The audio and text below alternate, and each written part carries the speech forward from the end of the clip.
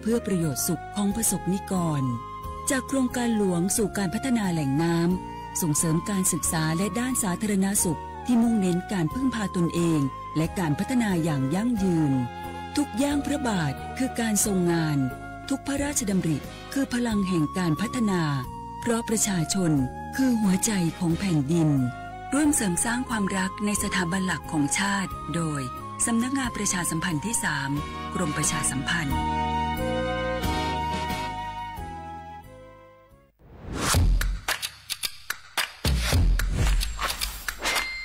กลับมาแล้ววันนี้กับโครงการคนละครึ่ง plus รัฐออกครึ่งประชาชนออกครึ่งช่วยเศรษฐกิจไทยหมุนเวียนเติบโตถ้าเราช่วยกัน plus ต่อยอดให้เศรษฐกิจไทยเติบโตอย่างยั่งยืนด้วย5 plus plus ที่ 1 เพิ่มช่วงอายุผู้เข้าร่วมโครงการจาก18ปีเป็น16ปีplus ที่ 2 เพิ่มวงเงินใช้จ่ายจาก150บาทเป็น200บาทเพิ่มพลังซื้อของประชาชนเพื่อกระตุ้นการหมุนเวียนในระบบเศรษฐกิจฐานรากลดภาระค่าครองชีพ plus ที่ 3 เพิ่มสิทธิพิเศษด้วยการดูแลผู้ที่อยู่ในระบบภาษีให้ได้รับสิทธิพิเศษมากขึ้นเพื่อสร้างแรงจูงใจให้ทุกคนร่วมอยู่ในระบบอย่างโปร่งใส plus ที่ 4 เพิ่มโอกาสให้นิติบุคคลขนาดเล็กเข้าร่วมได้ให้ธุรกิจเติบโตเป็นกำลังสำคัญของเศรษฐกิจไทย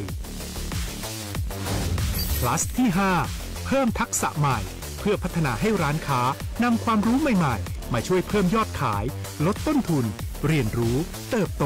และปรับตัวไปกับเทคโนโลยีใหม่เพื่อสร้างเศรษฐกิจที่แข็งแกร่งจากคนละครึ่งสู่คนละครึ่ง plus ไม่ว่าจะสั่งข้าวคนละจานชาเขียวคนละแก้วขนมเค้กคนละชิ้นหรือหลายๆชิ้นก็ใช้ส่วนลดได้ทันทีสูงสุดวันละ200บาทแถมใช้กับฟู้ดเดลิเวอรี่ก็ยังได้สำหรับประชาชนไทยอายุ16ปีเป็นต้นไปสมัครรับสิทธิ์ผ่านแอปพลิเคชันเป๋าตังวันที่ 20-26 ตุลาคม 2568สำหรับร้านค้าที่สนใจร่วมโครงการสมัครได้ผ่านแอปถุงเงินวันที่ 15 ตุลาคมถึง 19 ธันวาคม 2568 แล้วเตรียมพร้อมรับลูกค้าจากทั่วประเทศเพราะนี่คือโครงการที่คนไทยทุกคนช่วยกัน plus เพื่อให้เศรษฐกิจไทยโตไปพร้อมกันโครงการคนละครึ่ง plus ดำเนินการภายใต้เป้าหมายที่ชัดเจนของรัฐบาลในความต้องการกระตุ้นเศรษฐกิจลดภาระค่าครองชีพให้ประชาชนและยกระดับศักยภาพผู้ประกอบการไทยให้พร้อมในยุคดิจิทัลโดยยังคงยึดหลักความโปร่งใสตรวจสอบได้และป้องกันการใช้สิทธิที่ผิดวัตถุประสงค์คนละครึ่ง plus เพิ่มพลังเศรษฐกิจไทยพร้อมโตไปด้วยกัน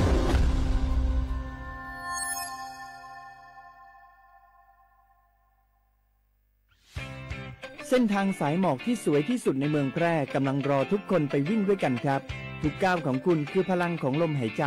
ชวนเพื่อนชวนครอบครัวมาวิ่งฝ่าสายหมอกเพื่อโรงพยาบาลแพร่ในวันอาทิตย์ที่ 7 ธันวาคม 2568 บริเวณลานกิจกรรมหลังวัดพระธาตุช่อแฮ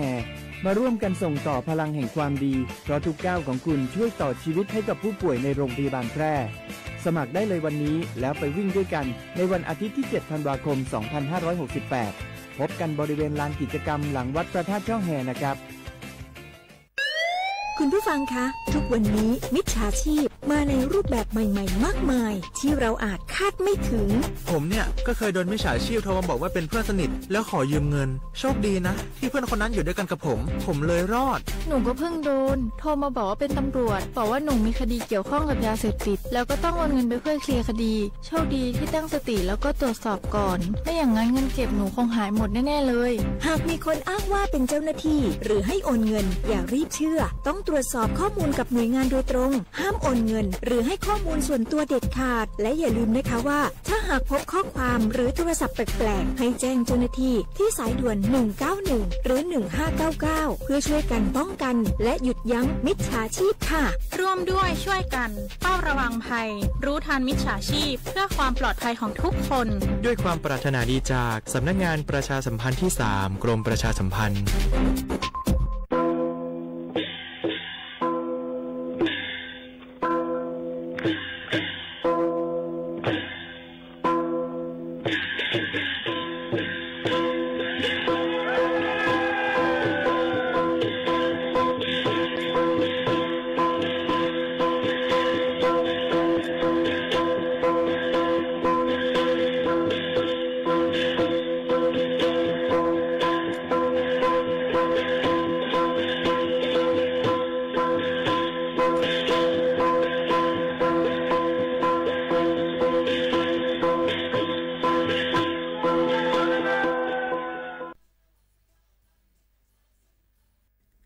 น้องเขาสนใจใครปืนเผาผ่านตั้งห้องปล่อยเสียงสวทเก้งใหม่ปั่นตั้งหูห่มปาดังมีดังซื้อถ่อมแจงแล้งหลีกว่าไก่ในปื้นตีเจดอนเก้งใหม่กับสืบมาเลยดี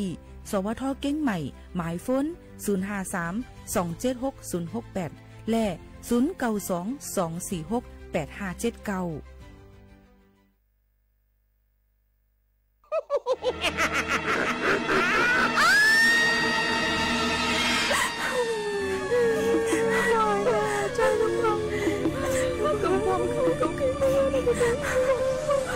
ลองกำให้จ้าจังไหนตักปีอำคาเหอะเกิดเป็นมาแทงสีปอกสีปานค่ะลองการดูสลึกก่อวดก่อกำจึงหนังลิ่งเลียนกันพามเอาโต้ส่งกันลองยับตีขังกันลองอาถรรมะได้ใครเฮ็ดกลย้อนเฮ็ดการขายตูแลลองขีเน็กเป้กินผู้คามเมืองเข้ามาเฮ็ดการเจอไหนไล่ว่าเป็นการกล้าขายก้นขายเอาสู้เจ้าไหนเป็นก้นก็อันจังจอยปันก้นเจอเหลือดไม่ทุกข้าเขาอยู่เย้า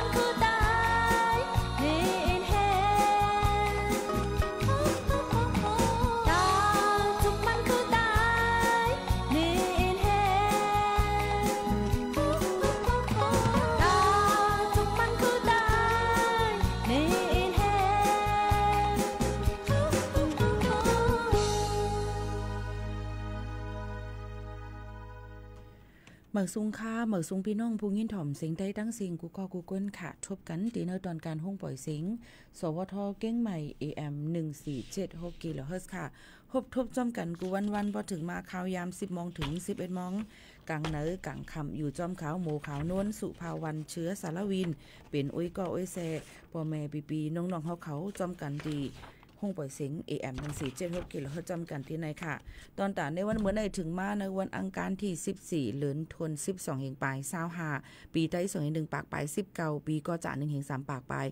87คู่ถึงมาเหลือน11หลวง7คำในวันเมื่อไหร่สิอยู่จอมขาวสุภาวันเชื้อสารวินโมขาวนุ้นเป็นอุ้ยก็อุ้ยแซ่พ่อแม่ปีน้องๆเขาหับถ่อมจอมกันในตอนการเฮาขาดตีไหนจอมกันในนั่นค่ะถ่อมอยู่ที่เลยตั้งไหลอุบโอ้ตรงตักจอมกันไหลในนั่นค่ะเฮาคาก็ตีคัดเจอใส่เฮียงเอามาฝากตวนจูถึงพ่อแม่พี่น้องเขาหนังหือบ่ได้มีลองตั้งเฮอหลีเสอ่อนต้อนเสเก่านั่นเนี่ยค่ะเฮาคาก็คัดเจอเอามาฝากตวนจูถึงพ่อแม่ปีน้องๆเขาอยู่ในนั่นค่ะย่ำพองตะเหลียวค่ะฝากฟังไว้ปันจะเจออันอยู่หลายๆตีหลายๆตั้งเตจางเฮ็ดเฮอมีเตจาง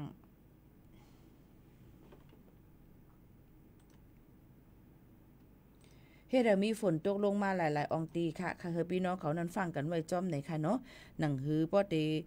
เป็นตั้งเป็นรอกาอีสังนั่นในค่ะนี่ก็คัดเจอเอามาฝากตอนจุถึงพ่อแม่ปีน้องๆเขากูก็กูกวนตั้งหมดตั้งเสียงอยู่จึงหนังไหนค่ะพ่อแม่ปีน้องๆเขาค่ะก็เพื่อนั้นแหละเนี่ยค่ะลองตั้งเจ้าไหนคัดเจอเอามาฝากตอนจุถึงกันเสในนั่นค่ะเขาข่าวก็ค่ะเฮอพี่น้องเขานั้นฮับผู้กู300,000เปิงหนังหือป้อเตหลีนั่นในนั่นขนาดนอพี่น้องเขาค่ะก็ฝากไว้ปันเจ้าหนังไหนเสในนั่นค่ะยังเตมีเทียงในนั่นค่ะหลายตีหลายตั้งก็ฝนตกลงมาเยอะก็ปะไว้ฝนตกลงมาอยู่แต่เขาในข้าวกัดให้หลุดลอมด้วยถึงลองป้ายอยู่ลีกันจ้อมในนั่นค่ะพ่อแม่ปีน้องๆเขาค่ะในก็ฝากตอนถึงกันค่ะมาถ่อมต้วยในตอนการโครงการคนละครึ่ง plus กันพองในนั่นค่ะพี่น้องเขาค่ะตอนในย่ำพองแต่เร็วก็เปิ้นก็เตเปิดบันตื้อตั้งตอนตาเดลงเส้นสายไม้ในนั่นค่ะเนื้อวันที่20ถึงวันที่26ในนั่นค่ะเนาะพ่อแม่พี่น้องเขาค่ะก็บ่นั้นได้ลองตั้งอันนี้มันลำลองเนี่ยในนั่นค่ะเนาะก็เตมีศูนย์เป็นเตไลอยู่กาฮือล่ะก้นอันมีอาศัก16ปีขึ้นเนอในค่ะเป็นก้นมีสัญชาติไทยมีวัดไว้เต็มทนในนั่นค่ะตอนตาก้นเมืองไทยในนั่นค่ะเนาะเยาก็ลองตั้งเจอไหนมันก็เต็มมีตอนตาเพราะว่าก้นอันได้จ่ายขวัญอันนั้นก็เลยยืนภาษีนั่นในค่ะเตเลยรับอยู่2เฮง4ปากวัดเงินไทยนะคะก้นอันดีเลยครับสีนั่นก็ก้นอันดีเลยยืนภาษีก็เตไลอยู่2เฮงวัดในนั่นค่ะพี่น้องเขาผ่านตั้งหลายๆยืนผ่านลงเส้นสายไม้เลยผ่านตั้งแอปเป๋าตั้งในนั่นค่ะพี่น้องเขาอันนี้ก็อยู่หลายๆองตีหลายๆอันเปิ้นก็ได้ปันเจอแต่เอาวันที่29เลิน10กว่าแต่ว่าถึงวันที่31นั่นในค่ะเนาะก็เปิ้นนั้นแหละเฮาขาก็ได้เลยด้วยว่าเฮาขาใจได้จังหือพองในค่ะเกี่ยวกับไปลองเพราะว่าก็ซื้อน้ำเราสุราในใจอำไลค่ะเนาะโครงการคนละครึ่งพลัดในค่ะเยาก็ซื้อที่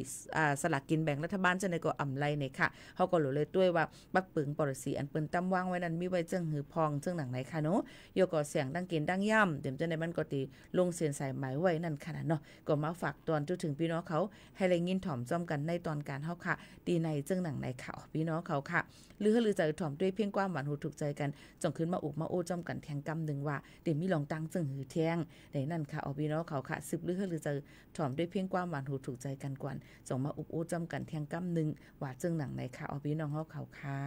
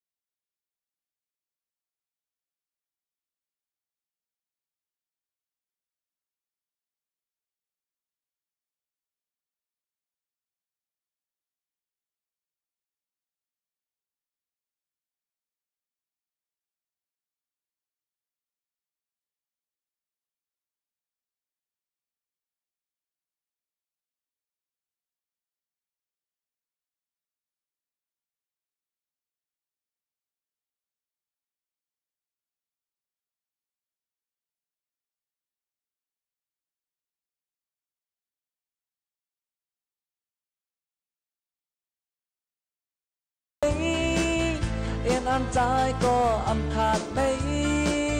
ก็หัดใจก็อำขาดได้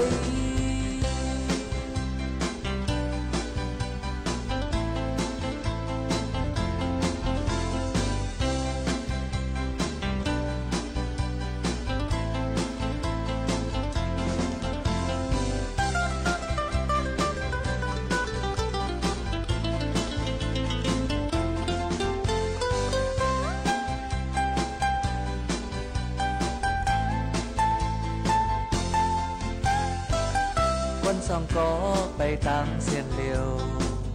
หลายจะง่ายขอกะก็คนหนึ่งก็ไปตั้งสองเส้นในมันหยาบนาไปเสือเลอตั้งสองเส้นในเป็นอันเจอตั้งสองอันไปไล่เลือกไปตั้งเนอตั้งเนอตั้งเลอ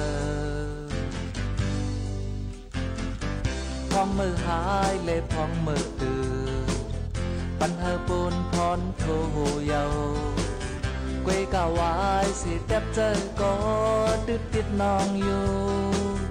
ชาวห้างลีใจที่คอยเปิด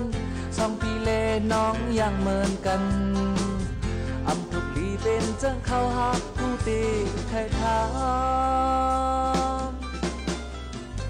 ตั้งและความก็อำตอบเลยตั้งวันหรือก็อำปองเลยเอ็นอำใจก็อำขาดเลยก็หักใจก็อำขาดเลยตั้งและความก็อำตอบเลย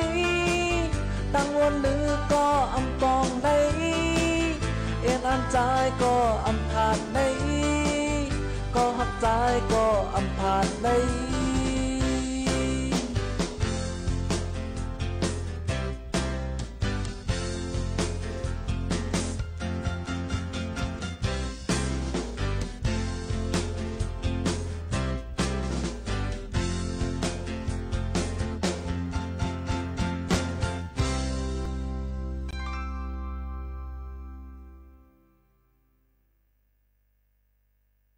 อ๋อค่ะป้อแม่ปีๆน้องๆเฮาเขาค่ะเลยหรือเจอถ่อมด้วยเพียงความหวานหูถูกเจอกันตั้งน้ำตั้งหลายในนั่นค่ะเอามาฝากตอนชูถึงป้อแม่ปีๆน้องๆเฮาเขาที่ในนั่นค่ะอ๋อพี่น้องเฮาเขาค่ะก็เปิ้นนั่นแลในค่ะเฮาค่ะก็มาอยู่เป็นอ้อยก็อ้อยเสจอมกันยาวในนั่นค่ะเนาะตอนตาผู้เลอเพอสิอำว่าในค่ะใครฮู้เลิงจึ้งหือในค่ะก็กับสืบต้องตักกันเข้ามาไหว้เสค่ะเฮาจัดรายการค่ะเนาะพี่น้องเขาค่ะเพราะว่ามือค่ะตึกจัดรายการนู้นในอ่ำจังฮับโฟนบ่ฮับเหี่ยวในหน้าการบางอันมันติลูกกวยกว่าจังไหนคะก็พี่น้องเขาค่ะสังเจอว่าใครฮู้ใครป่องเจอเนี่ยก็ต้องตักกันเข้ามาไล่ในนั่นค่ะเนาะพี่น้องเฮาเขาค่ะเหี่ยวก็เกี่ยวกับไปลองแห่งการยานเมืองยามพองตาเหลียวนั่นในค่ะพี่น้องเฮาเขาใครย้อนฝากไว้ปันว่าตอนตาแห่งการยานเมืองนั่นในค่ะอันเป็นวัดไหวอันตี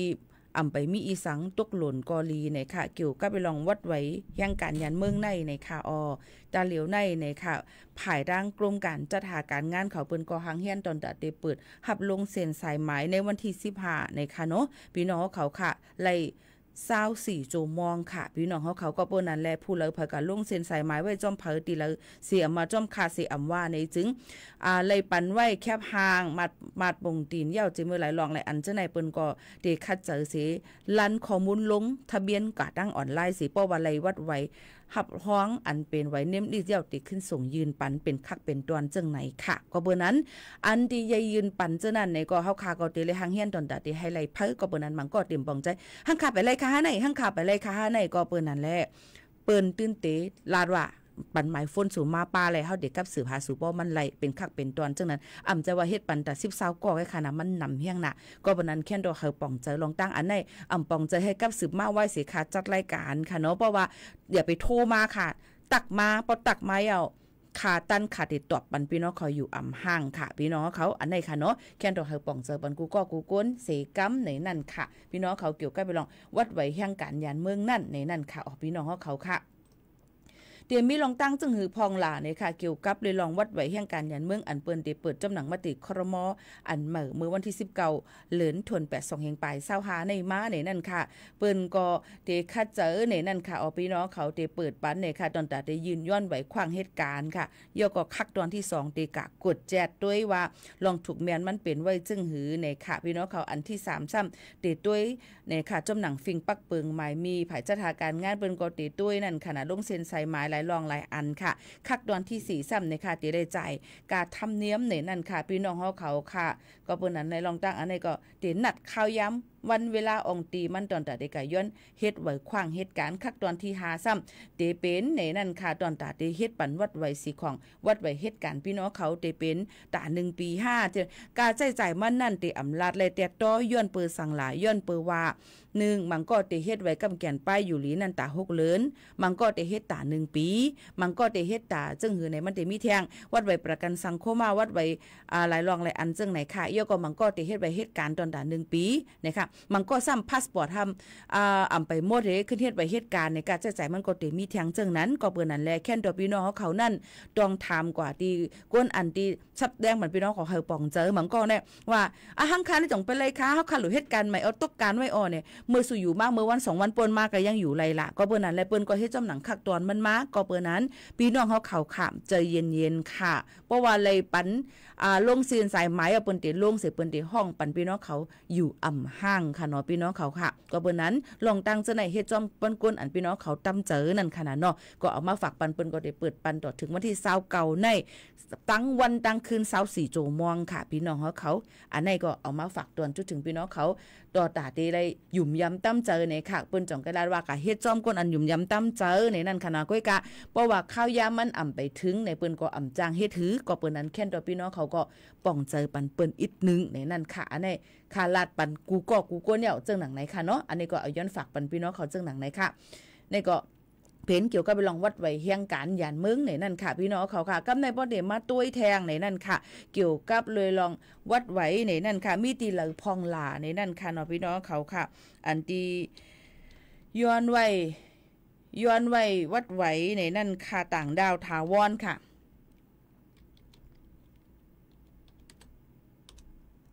จ่องใจค่ะพี่น้องเขาค่ะมันแต่มีจุ้มจะเจออันมาอยู่เศร้าถังตั้งมึงจึงไทยไรหึงยาวหึงว่าหึงนั่นไหนนั่นค่ะเอาพี่น้องเขาค่ะ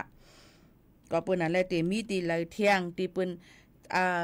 ยืนย้อนกันไว้น้ำไหนค่ะพี่น้องเขาค่ะเฮาขามาด้วยจอมกันอันในตอนตาก้นอันที่มีไว้วัดไว้10 ปีไว้เขียวขอบแรงไว้089ไว้6ไว้8ไว้7ในค่ะเนาะย่อก็ไว้ปืนตีสูงไว้เขียวขอบแรงเจ็มจึงหนังไหนค่ะนะมันเตอ่ำกว่าคนเข้าล้อกันพี่น้องเขาอย่ากว่าคนเข้าล้อกันค่ะนะพี่น้องเขาค่ะก็เปิ้นนั้นแหละมันก็มาในมันกวังค่ะเนาะเฮ็ดให้กวังไหนค่ะ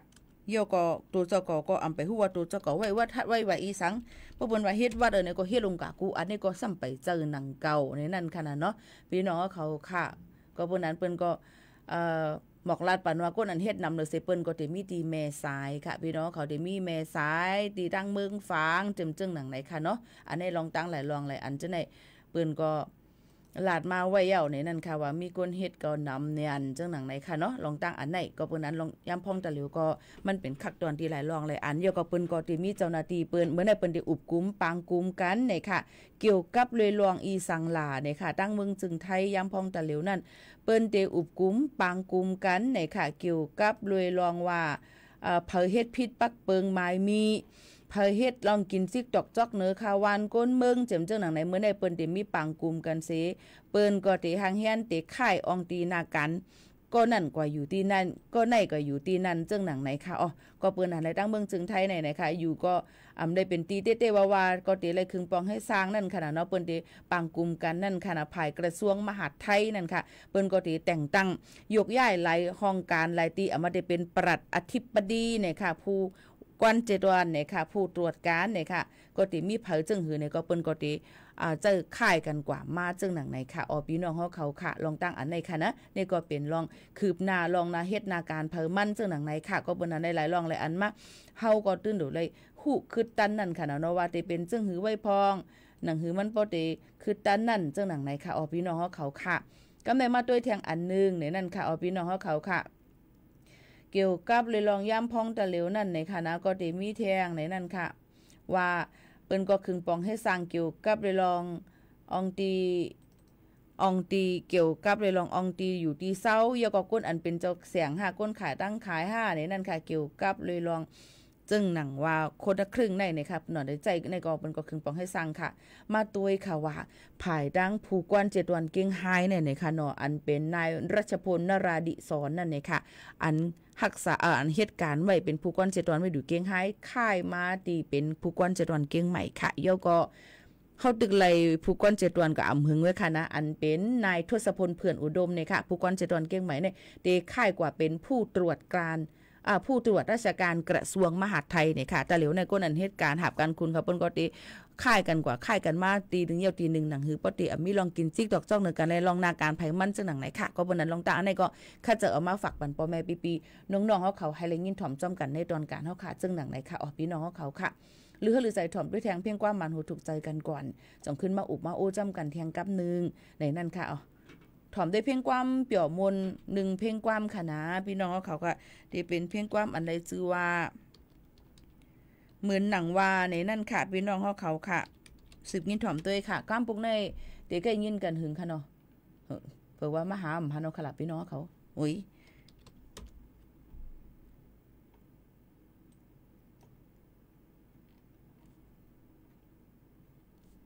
หายอยากไว้ค่ะเนาะก้นติดลง Facebook เขาเจมเจ้าในก้นเลยลง YouTube เขาเจมเจ้าในก็เนาะติให้ถือหรือใน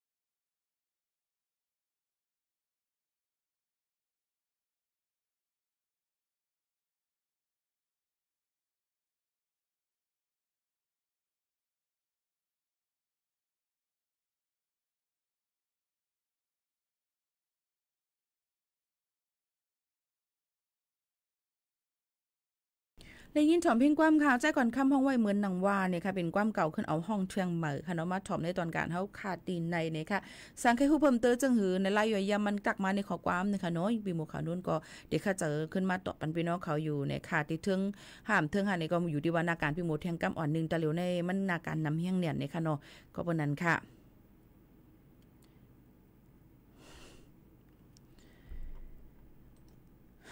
จมพี่น้องเขาเตียวแต่ได้ถามมาเนี่ยนั่นค่ะไม่ซุงค่าเสียนใจน้องเอ๋ยกับปานแต่เหลียวเนี่ยมันกับปานไอทีค่ะเนาะเพราะว่าเฮาขาดตุ้ยหันแค่พังเปื้อนบางก็ในเป็นแค่พัง AI 5เป็นแค่พังอันเตียในแค้นตัวตุ้ยลีกว่าในค่ะเนาะพี่น้องเขาค่ะสิได้มาอันบ่เตรียมไว้ว่าอันนี้AI เนี่ยก็เฮ็ดเหมือนเต้เนาะเนี่ยนั่นค่ะบางปองมาขาดได้เตรียมว่าจังนั้นก็ปานนั้นแหละพี่น้องเขาค่ะแต่ที่ต้องถามอีหยังเปิ้นในนั้นด้วยก่อนค่ะจงบ่ได้มีข้าวยามมาตอบปันกูสำชันเปิ้นกูข้อความหือในนั้นค่ะเนาะย้อนบ่ว่าในตอนการเฮาค่ะที่ในก็คัดเจอเอาข้าวยามอันมีกาคันเสมาอุบมาโอจำพี่น้องเขาแทงนะคะก็จามด้วยน้ำกัดพี่น้องเขานั่นค่ะเนาะว่ามีน้ำกัดหมอกกะหือเกี่ยวกับไปลองกันด้วยแค่พังเปิ้นนั่นจังไหนค่ะเอาที่พี่น้องเขาเตียบตัดสินใจว่านี่ค่ะเนาะเสียใจเนาะเพราะว่าวนหันจึงหือก็เป็นจึงนั้นเนี่ยค่ะแล้วก็ลองน้ำกัดตั้งเขียนในเฮาค่ะก็ได้ก็เมกันอำไลนั่นขนาดไหนมันก็ติวนกับตอนหนังสังป้ายวนกวนเฮาใครยังวนอำเหมือนกันค่ะเนาะมันก็วนว่าลีมันก็วนว่าจ้าเนี่ยค่ะก็เปิ้นนั่นแหละเอาอำจังกว่าเคเข่งน้ำกัดเผามันก็วันนั้นตอนตัดตัวเจ้าเก่าจะเป็นก้นมีน้ำกัดนั่นตัวเจ้าเก่าอ่ำตาบุเคเข่งไปเคเข่งตัวเจ้าเก่าให้ไรก่อนก็วันนั้นแหละง่ายค่ะแค่พังอันต่างนั่นอะไรเป็นแค่พังอัน AI เฮ็ดท่าอันใดเป็นจึงหือในอยู่ที่พี่น้องเขาอย่าค่ะเพราะว่าแทบตัดจึงหือในก็มันก็ติก้นก็ติปองว่าอ๋อน้ำกัดพี่น้องเขามีจึงนั้นนี่ค่ะมันเป็นการลับผายน้ำกัดก้นเฮาค่ะเที่ยงเหมือนกันนี่ค่ะนะก็วันนั้นแค่ดอลับน้ำผายน้ำกัดทั้งผายทั้งมันนี่ค่ะเนาะพี่น้องเขาว่าอะไรเป็นลองเต้5อันเลยมันจะเต้5จึงหนังไหนค่ะเนาะก็ตัวเหตุก็แทบตัดกว่าให้เตรียมมาเนลัดเนก็เลยค่ะนะเฮาได้เลยฮู้ว่าพี่น้องเขามีน้ำกัดหมอกกาคือในนั้นค่ะพี่น้องเขาค่ะอ๋อค่ะกำในเฮาค่ะก็มาตุ้ยแทงในนั่นค่ะเกี่ยวกับไปลองย่ำพองตะเหลวนั่นนี่ค่ะเนาะเปิ้นก็ติหางเฮียนกันไว้ในนั่นค่ะลองตีกว่ามาไปแล้วก็ข้าวย่ำลือเฮือหลายวัน3วันทัดกันจึงหนังในนั่นค่ะบางทีก็บางก้นก็ติออกข้าวตั้งกว่าต่างที่ต่างๆในนั่นค่ะแล้วก็ย่ำพองตะเหลวก็เปิ้นก็เปิดเฮอลงเส้นใส่หมายตอนตาก้นอันเฮ็ดวัดใหม่กันนั่นเย้าในนั่นค่ะพี่น้องเขาค่ะก็ตัวมาเสกำในค่ะน้อยยก็คึงปองให้สร้างจำหนังนางการตีบุญพรพี่น้องเขามีไว้นั่นกำเร็วในนั่นค่ะก็มาฝากตอนจุดถึงกันกูก้นค่ะใครฮู้ลองสั่งเฮาค่ะต้องถามกว่าไล่อ้อมหนังอองตีเดียวค่ะใครฮู้นั่นในค่ะนะอยู่อำลีกินน้ำหวานโดเลยก็ยุดยาที่ห้องยาค่ะ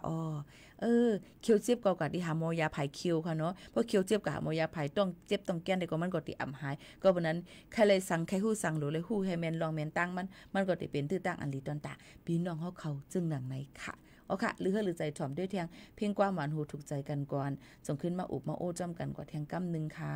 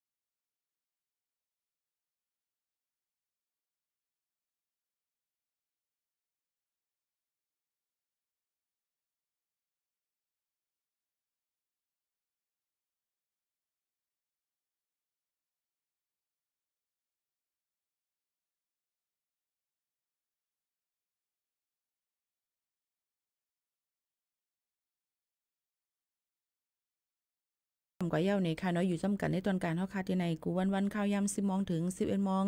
กลางเหนือกลางค่ำอยู่เป็นอ้อยก้อยเสจอมพี่น้องเขาดีห้องปล่อยสิง AM 1476กิโลเฮิรตซ์จอมกันที่ในนั่นค่ะมาถ่อมด้วยข่าวเงาเฮียงการเมืองโฮมตุ่มเมียนมาถูกส่งขึ้น90ก่อนั่นยาซึกมันห้องกว่านี่ค่ะห้องการฝ่ายทัดก้นเข้าเมืองลาวกาตีระนองปืนเผาไว้ว่าป่นมาเมื่อวันที่9เดือนธันวาคม12เฮงปลาย25ยามกลางวันหมอก 11:00 นครึ่งนั่นมีภูมิปุนพรไผ่ไทยเขาเลยส่งโตแห่งการยานมึงในนั่นค่ะโฮมตุมมอ90ก่ออันตกคอกดีระนองนั่นปันภูมิปุนพรตีตาเฮอเวงเกาะ2ไผ่มึงโฮมตุมนั่นในคาอกวนมึงก็ลาดว่าย้อนตั้งผิดหลายรองหลายตั้งเฮียงกันยันเมืองโฮมตุมเขาเลยตกคอกดีเวงระนองจึงไทยเย้าถึงวันออกมาแลภูมิปุนพรเขาเลยส่งโตเฮียงการจ่าย81ก่อยิงเก่าก็จูไผ่เวงเกาะ2ค่ะเลยฮู้ว่าซึ่งมันตับคารยา262อันปักตีวาน6ลักนั่นนะคะมาห้องเอาเจอเขากว่าก้นปั่นเงินไหลเป็นแหนบลงมันกล้วยอันหลอดขึ้นในนั่นค่ะมันใจขึ้นลาดว่าในเขา90ก้อนนั่นก้นหลอดมามีหลายก็ได้อ่ำหู้กำพองถูกห้องกว่าในตับนั่นเสปอแม่พี่น้องขึ้นเลยเอาเงินกว่าถุดตัวออกมาขึ้นก็มีในนั่นค่ะพี่น้องเขาป่นมาแทงวันที่แทง23นั่นก็เลือนเก่าป่นมาแห่งการเมืองโฮมตุ่ม1ปัก45ก็ตกคอกที่เว้งระนองก็ถึงมันออกมาเจ้าหน้าที่ภายไทยก็ส่งปอกมือขึ้นตีตาเฮือภายเว้งก่อ2เมืองโฮมตุ่มแทงในนั่นค่ะเพราะเป็นแห่งการอายุอาศักเต็มเขาตั้งการตาหาบการซึกในจึงตับซึกมันเขามาตียอบห้องกว่าพึกปันการซึกตีห้องพึกการซึกเขานั้นกำเหลียวกดได้เลยว่าเปิ้นก็หลู่เฮียงการซึกเปิ้นนำแหละย่ำพองตะเหลียวลองอยู่สร้างกินเศร้าตั้งเมืองโฮมตุมก็อยากคันเจอมาเรียวก็เลยไปมาตั้งนำตั้งหลายจึงหนังในค่ะก็บนนั้นลองตั้งจะในกูลองกูอันให้ฟังอยู่ฟังกินกันในค่ะยก็เขาย้ำอันเป็นเฮ็ดวัดเฮ็ดไหวพี่น้องเขามีเงินยก็หางเฮียนตู่หางเฮียนเจอกันให้พร้อมตอนตัดที่เฮ็ดวัดเฮ็ดไหวกันเฮาบ่เต็มทนเพราะวันไรเอ้าเปิ้นขึ้นดิกับสืบหาพี่น้องเขาอยู่อ่ำห่างเป็นคักเป็นตอนกว่าอ่ำใจว่าเฮ็ดกว่าอย่าปอกเฮ็ดก็ไล่กำเหลียวอ่ำใจมันติมีแทงเฮ็ดอันไหนก่อนแทงจุ่มติเฮ็ดแทงคักตอนไหนก่อนขึ้นติแทงคักตอนจึงไหนก่อนพี่น้องเขาก็หางเฮียนกันไว้ให้ตัวตันเสกำค่ะตอนดันในวันเมื่อในเขายิ่งโมขานนผัดยันพี่น้องเขาเมื่อกว่ากว่าเนี่ยค่ะจ่องขึ้นมาหบมาทบจอมพี่น้องเขาเทียงค่ะนะยินจมขอบเจอกูก็กูก้นที่เอาข้าวยามมีกาขันมาถ่อมจอมกันในตอนการเฮาคาที่ในเฮาอยู่ลีก้างยานเพเข็นกันกูก็กูก้นเสผัดยันปอแม่ปีน้องๆเขาเมื่อกว่ากว่าเนี่ยค่ะจ่องขึ้นมาหบมาทบจอมพี่น้องเขาเทียงค่ะนะยินจมขอบเจอกูก็กูก้นค่ะผัดยันเมื่อก่อนค่ะเหมือสูงค่ะ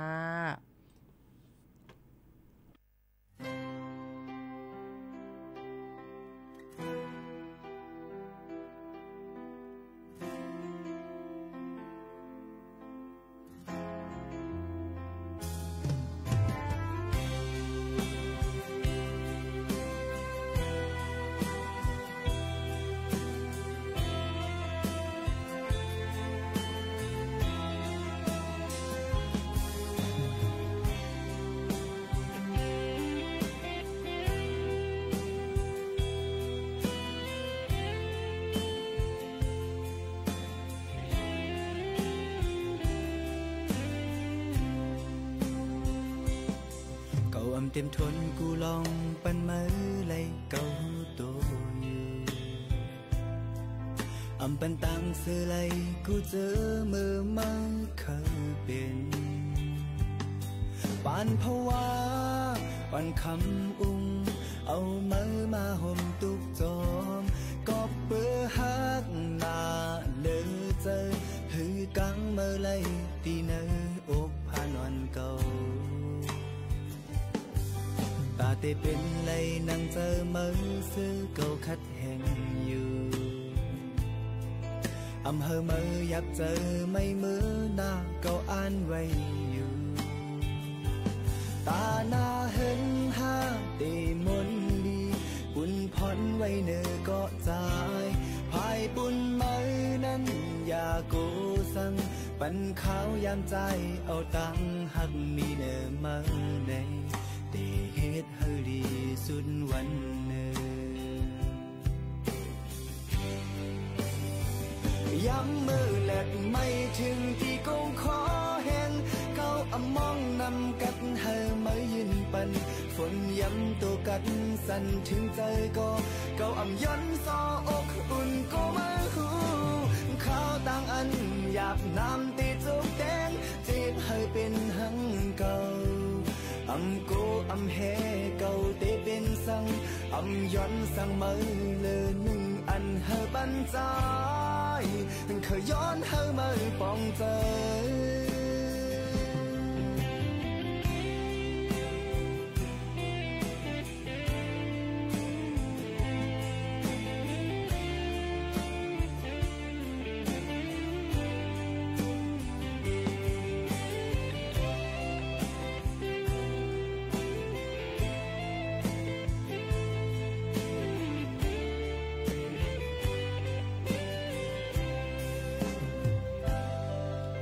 ที่เป็นเลยนั่งเจอมือซื้อเก่าคัดแห่งอยู่อำเภอมืออยากเจอไม่มือหน้าเก่าอ่านไว้อยู่ตาหน้าเห็นห้าตีมนดีปุ่นพ้นไว้เนื้อก็ใจภายปุ่นมือนั้นอยากกูสั่งปันข้าวยามใจเอาตังหักมีเนื้อมือในเฮ็ดให้ลีสุดวันเนื้ย้ำมือแลดไม่ถึงตีกงขอแห้งเก้าอมองนำกัดเฮามือยินปันฝนย้ำตัวกัดสั่นถึงใจก็เก้าอำย้อนซออกอุ่นก็มาหูข้าวต่างอันหยาบน้ำตีตุกแดงเจ็บเฮาเป็นหังเก่าอำกูอำเฮเก่าตีเป็นสังอำย้อนสังมือเลยหนึ่งอันเฮบันใจเคยย้อนเฮมือปองใจ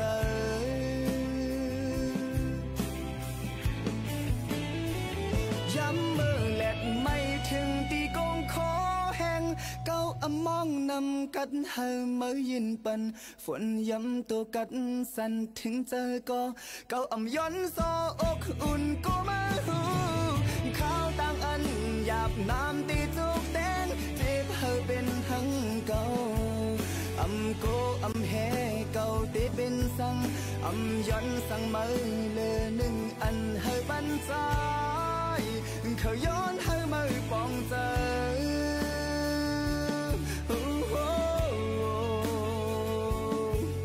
อำกูอำเฮ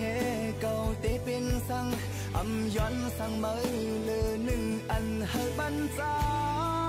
จึงเคยย้อนเฮมือปองใจ